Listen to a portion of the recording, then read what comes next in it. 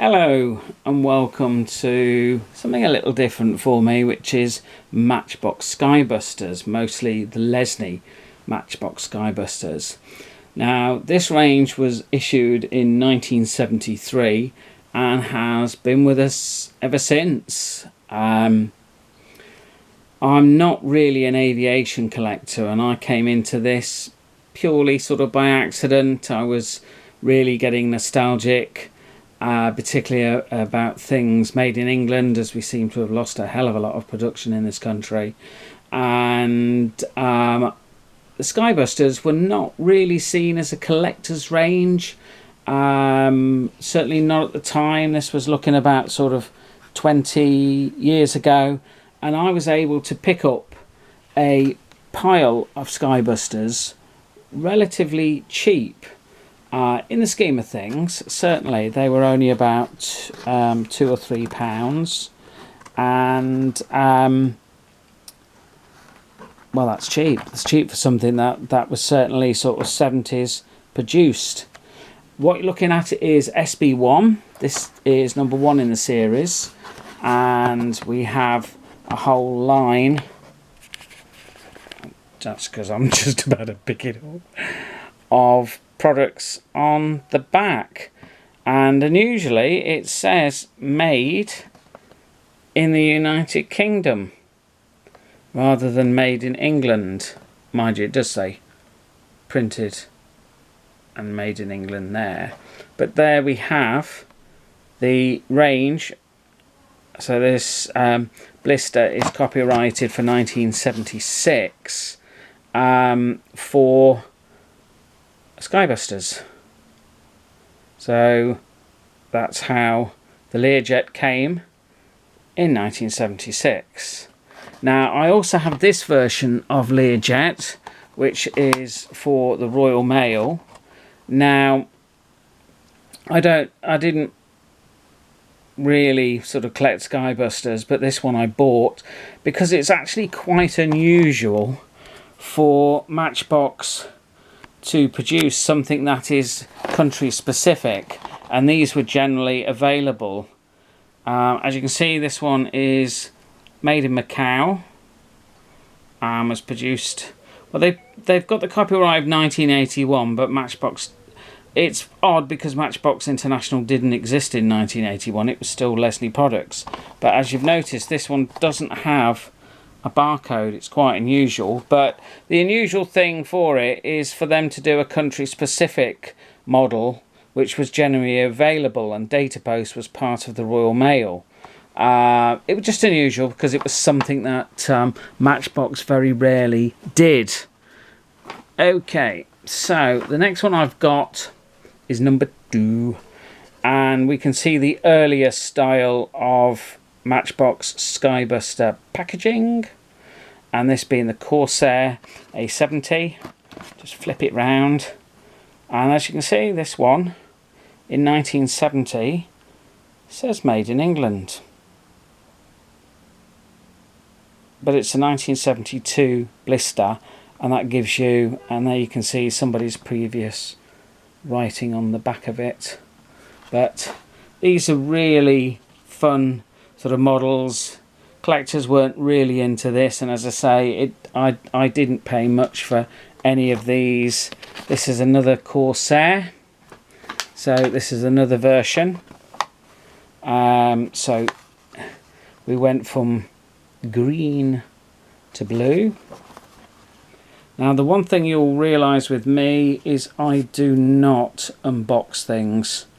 For me, the packaging is part of the appeal and part of my nostalgia, and I just don't unbox stuff. I would never throw away these boxes. It's up to each individual how they collect and how they deal with things, and that's just what I do. So we now go on to number 3. Whoops a daisy, if I can pick that one up. And one of my favourites, which is the Space Shuttle. As I think Lesney done a fantastic job with these. You're talking about a huge model that's been downscaled quite a bit and also been adapted for play. But I just think they're brilliant. You'll also see the subtle differences with the boxes, and I'll show the copyright on this one soon, so that just gives an idea of the range. But there you have it. At this distance I can't read it, but anyway, because I'm obviously right now not right next to it, but 78. Okay, so I've got to skip to number 4, which is this one. So that's the F1 Mirage, or Mirage F1. This is one I definitely remember playing with. As I say, I bought these a couple of something like about 20 odd years ago, when the collecting wasn't really in for Skybusters, and it was just sort of my bonus, my benefit. I'm going to run through these very quick because packaging is quite similar. So this is SB6 MiG-21,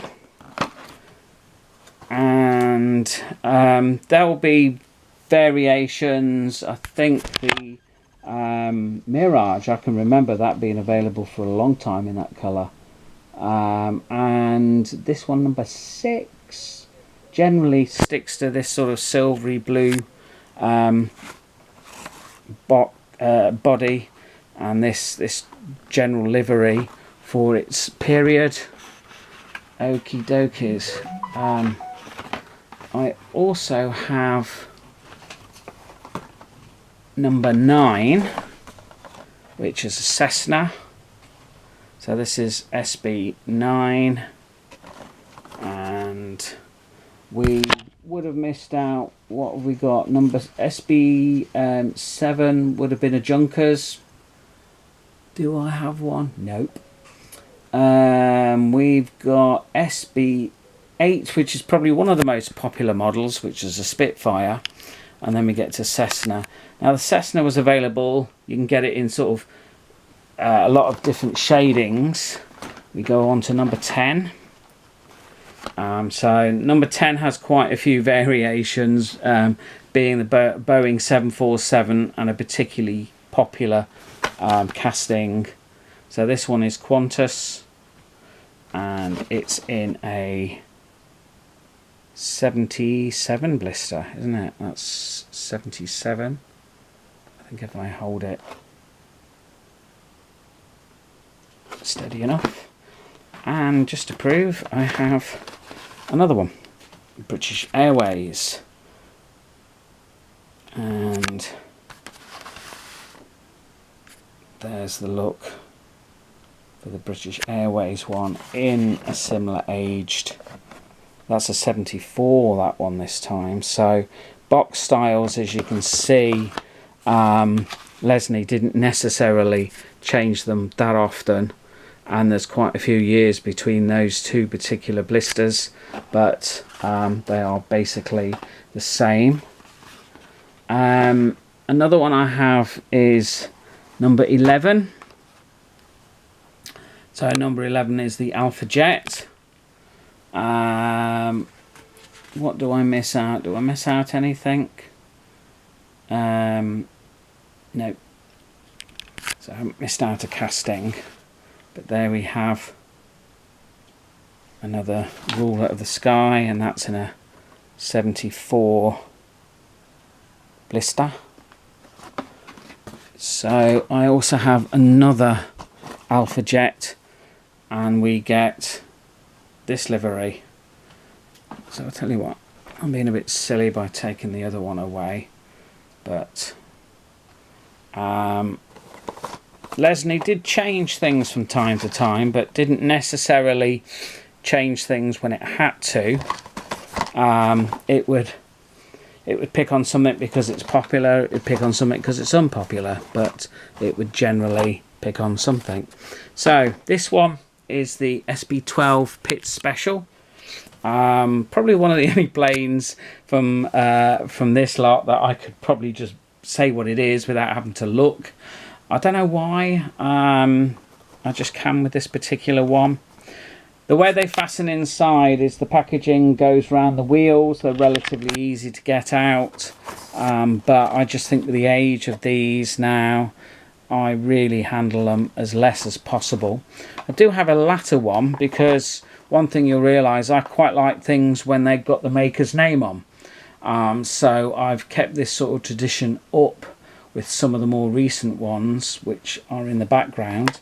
We now get a barcode on the box, but this one is in Matchbox's own livery, and we'll also show you the box style continues. My phone's going off with my WhatsApp and my colleagues at work. So we move on to SB13, which is a DC10, and this one's Swiss Air. As you can see, they proclaim that they've got super fast wheels, which is very odd because these wheels look very similar to the regular wheels. But for a plane, you don't want to go in overly fast, you just want it fast enough for takeoff. There you are, so that's the 72 blister for that one. Do have another one, and liveries were changed. Where are we? SB13. So we have, for this one, we get Swiss Air and United, and no doubt Universal also released a number of liveries, but as I say, I tended to stick to the Lesney versions. Didn't really collect many of the others. We go from 13 to 14. So now we have a Cessna. If you're searching for these on eBay, they are they're not so numerous nowadays, but certainly unboxed examples, and some of them can be quite clean and tidy. Let's see if that will focus. Then we go on to 14, which is a Phantom F4E. And the Phantom F4E generally came in this sort of metallic red, and the Cessna very rarely changed its colours. I think Universal carried some of the colours on, but generally the planes were not given that much attention. We go on to number 17, which is the Ramrod. I don't have Corsair, which was 16. That was generally a blue, but the Ramrod served its Lesney days out, very much looking like this. And we'll give a little look at the packaging at the back. So we go on from 17 to 18, which is Wild Wind.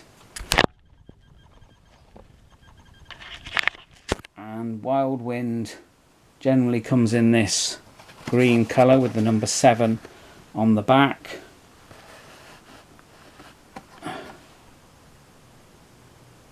I just find these very, very nostalgic. I think part of the appeal with collecting is the hunt. So this one's different because I'm holding the camera, but I'm trying not to shake it around a lot. Certainly gives me a headache if I see videos done where the camera's moved around a lot. My phone again.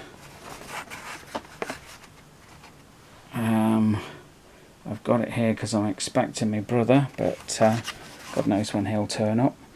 Right, so there's the back of that one. So we go from number 19 to number 20. Oops, a daisy, something on the floor, which is, you'll see in a minute when I do a little pan how cluttered I am. That rhymes. I'm a poet and know it. So they are. So this one is in Coast Guard livery. I love this particular one, the helicopter. I think they've done a fantastic little job of this one. I do have another version, So that's these boxes. They're not the sturdiest one. The windows can be a little bit fragile. I also have this version. This was produced for a US TV series that I don't think really caught on particularly well, if I can speak properly. But this one is for the Code Red series. We get a chance to look at a base plate because obviously these are all boxed. It take me ages to do a video with them. And there's the back. So as you can see, those are the vehicles. I might do a special on the Code Red because I do have all of them. So they were 1981 Lesney products, printed in good old USA, and it's proudly proclaims the country of origin is shown on the bottom. So hopefully it picks up that this is a UK produced. So we go from 20 to 21, which is the Lightning. Right, I'm realising I'm rattling for far too long. So we look at the detail, even as a toy. Lesney done well. I should have picked my phone up and put it somewhere else. So sorry for the that it's doing. So after 21 we go to, would you believe it, 22, the Lightning. I'm not rattling. Most of these were not changed when they were issued. So by the time we get to the Lightning, this one, where are we, number 22, sorry, the Tornado, I'm talking about the Lightning when I'm on about the Tornado. 78 when this one came. So I'll just do a quick run through because I realised I actually fouled up and didn't mention when things were launched, which was my intention, but when I do these things, I'm getting on a bit, can't remember. Probably one of the most popular models that Matchbox did was Concorde. So this was their little version, complete with a movable nose cone at this scale. Really is a great model. This one's Air France. I don't know whether you can see that. And the box style starts to be a standard. So from 23 we go remarkably to 24. So this is a General Dynamics YF-16, I think, in the US Air Force livery. Again, probably well used by Universal and produced in other variants, probably changed with tampo printing. Just give you a quick look at the standard box. So from 23, 24, we go to 25, which is another version of the helicopter. So this one is a rescue helicopter. Does vary a little to the earlier release. We've got the rescue label, and there's a look at the front, side and underneath. Right, from that 22 we go to, oh, have I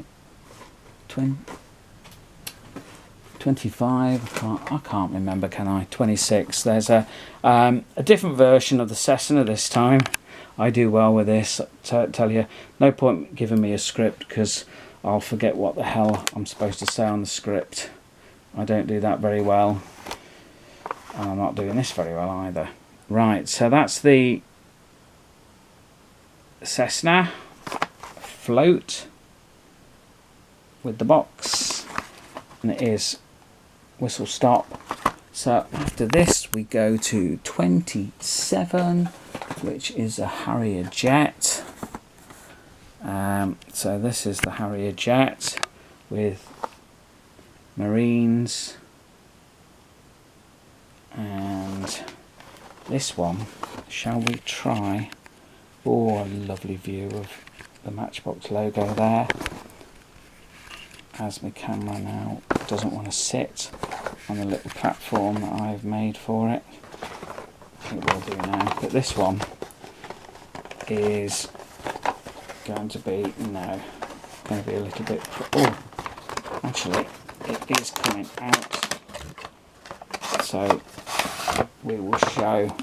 So this one is sort of tied down, but it gives you an idea of it. I don't really want to untie stuff if I can help it. Okay, so if you're in the UK, you generally had this. You ate loads of Cadbury Crunches. That's when they were lovely and made here in the UK. Of course, Crunches are now made in Poland. And don't get me started on the ownership of Cadbury's, as they've ruined it. But anyway, this was the days when you ate your Crunches to get your promotional model. So that one's made in China, and there is your legal gumps under there. I have got one or two which I think are wrongly packed. I have this one, the Lufthansa. I can't see what that one is, but I'm not fiddling around, and I realise that I'm taking far too long. I'm coming up to 20 odd. So I'm going to just pan through some of the later versions. So I tend to like models with the maker's name on. So these all have, we've got that ill-fated Matchbox to the rescue. Well, that Matchbox logo, one which collectors never allowed Mattel to continue with, but these all have Matchbox on them in some way. I did have the Indiana Jones, and there's the other one, but I won't pan that quick again. And there's the SpaceX, not an easy one to get. That's probably a little bit more recent than these. And the piece de resistance is that. So that's G10 gift set with the Corsair, Mirage, Starfighter and Douglas Skyhawk on. This was relatively cheap. Again, people weren't after these particular Skybusters at the time, but now it's a different matter. Now is a different, just like the artwork and the style. I think that only cost me about a £5 when I got it, but these are the more modern ones. So that's a little look at that. Then we'll show you this one. They kept them quite generic and just generally available. It doesn't really tell you anything about the model. You have to go online or go to a catalogue, and there's a lot of online references for these. There's MBX forum, and there's links to others on there, and also you've got the Lamley group. They do a hell of a lot. And for general Matchbox, there's Building the Ultimate Matchbox Collection. He likes unboxing stuff, so that sometimes makes me not happy. But each to their own. You collect how you wish, and in some cases people will have duplicates. In my case, I don't tend to have duplicates. I just haven't got the space or the room for them. Right, I'm going to do a little bit of a overview of the mess that I've made. But there it all is. A big mess of Skybusters which I've got to tidy up. This is the book that I refer to a lot. There's a lot of information in there. I hope you enjoyed that one. I've taken up enough of your time going on about Matchbox Skybusters. Have a look for them and enjoy them. Bye bye.